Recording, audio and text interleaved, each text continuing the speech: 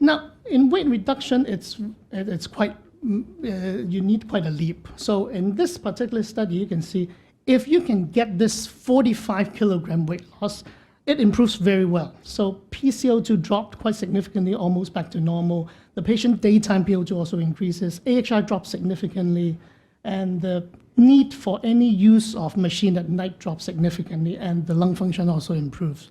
Now, 45 kilograms is a lot, but according to Professor Catterson and according to Daniel, at least bariatric surgery seems to, it's not out of grasp. So it's something that we want to try to do. So away from sleep, another disease that common, but not commonly associated with obesity in the past in respiratory medicine is asthma. Now, asthma is actually overlapped with obesity in quite a lot of areas. For example, patients have poorer lung function. The lung dynamics are worse with patients with raised BMI. They have more comorbidities, one of the most important being reflux, which triggers a lot of asthmatic attack.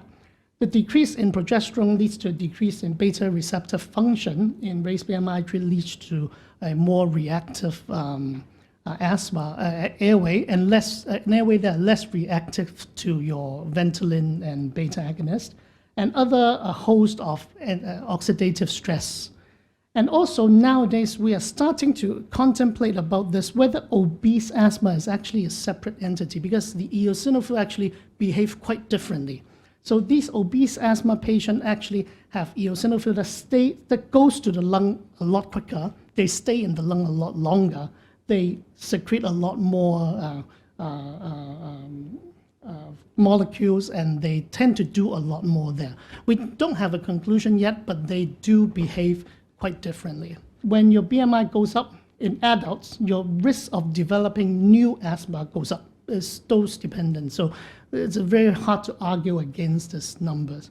Even in those with established asthma, you can see that in patients with BMI of more than 30, symptoms, ER visits, hospitalization, effect on their work, the need for reliever drugs, and their genus severity, which is how severe their asthma is, all these are significantly worse in a patient with BMI of more than 30. Again, does weight reduction help? So you can see from this particular study, overall the weight reduction in this particular cohort was around 14 kilograms or 14.5 of their body weight. You can see that after a year, their FEV1 changes improved by 7.6%, and the forced vital capacity also changes by 7.6%. 7.6% is around the effect of when the patient takes a puff of Ventolin. And their rescue medication use, at least at the end of treatment, is reduced by 1, which is significant. And we use the scoring system, of which a minimally clinically relevant score is reduction by 4. So there is a significant improvement in the impact on their daily life, their activities, and the total symptom score after this particular weight reduction.